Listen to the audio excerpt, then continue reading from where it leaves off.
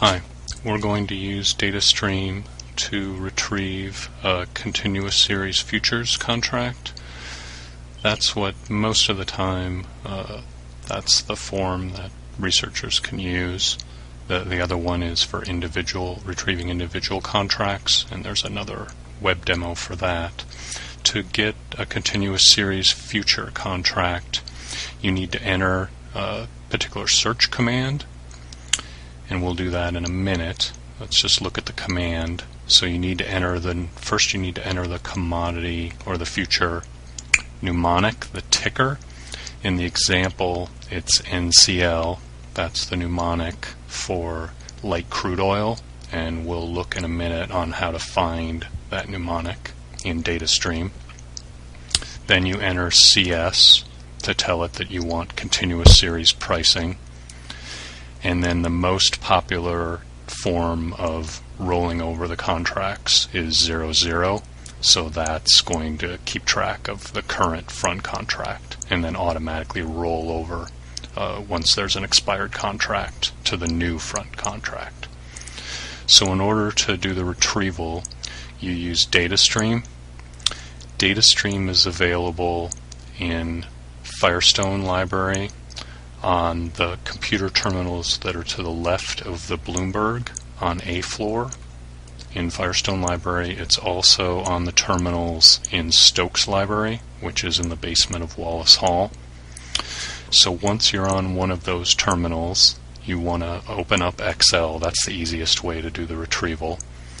And then in Excel, you go to Datastream, drop-down menu, then time series request. So we need to get our correct mnemonic to build our search string. Then we could get different data types for that future, such as the day's volume, the open interest, the number of contracts available, or the settlement price. That's the most common, and we'll talk about that when we do the retrieval. Then we can do the date range that we want pricing for, so we can enter exact dates, or -2y is back 2 years, or you could change that, and then frequency. So let's go find the mnemonic, try to look up the mnemonic for light crude oil. Do find series. So it'll initially go to like a Google type search. First we want to make sure we're in the correct section, so I need to go to the futures section. And then I could do a lookup, but it's very picky, and it's not really coming up with the right one. So if that's the case, then you usually want to go to the advanced search option. Sometimes that will work, especially if it's a very unique name. So in here, in the search form, I want to reset, because it'll clear the previous search that if somebody has done one. Then I want to enter in as much information as I know about the future that I want to retrieve. So I know that it's a commodity. I know that it trades in the United States.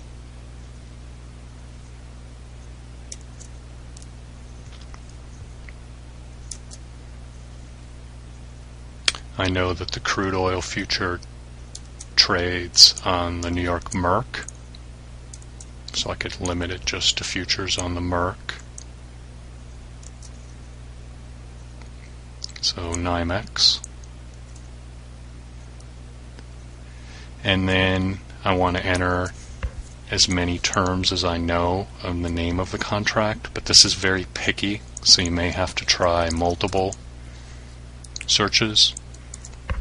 I know, in this case, I know that it has crude oil and that it's light crude, but often I don't know that, so I need to play around a little bit with the searching. And then I do search now.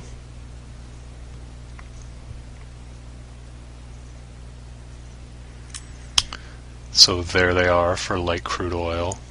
And notice it's showing me individual contracts. I'm not going to need the individual contract.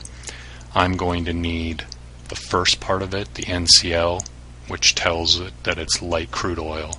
And then specifically this contract is the one that expires in August 2018. But if I grab that, I'm just going to keep the NCL to build my search command. So I do use selected, take out the date, leave the mnemonic for light crude oil, and then I just need to build the search string, like over here, mnemonic CS00.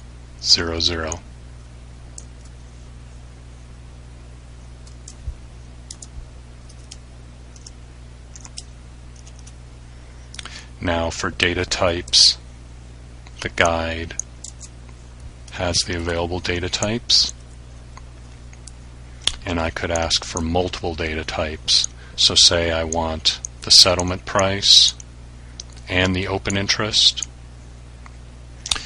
and if I don't enter anything, it will do the settlement price, and even if I leave it blank, it'll do the settlement price.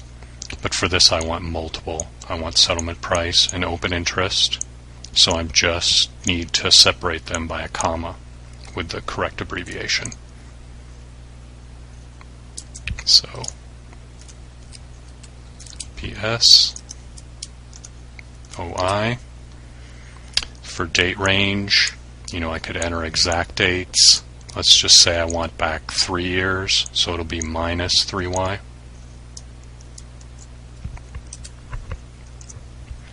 And for frequency, I would like daily.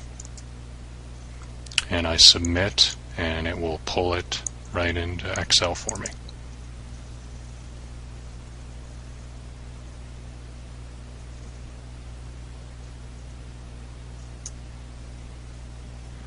So there we go.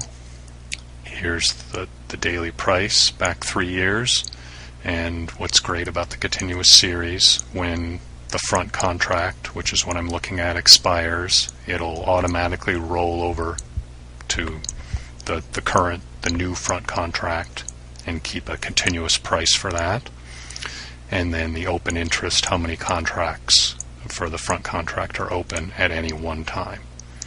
So that's how you do the searching for a continuous series.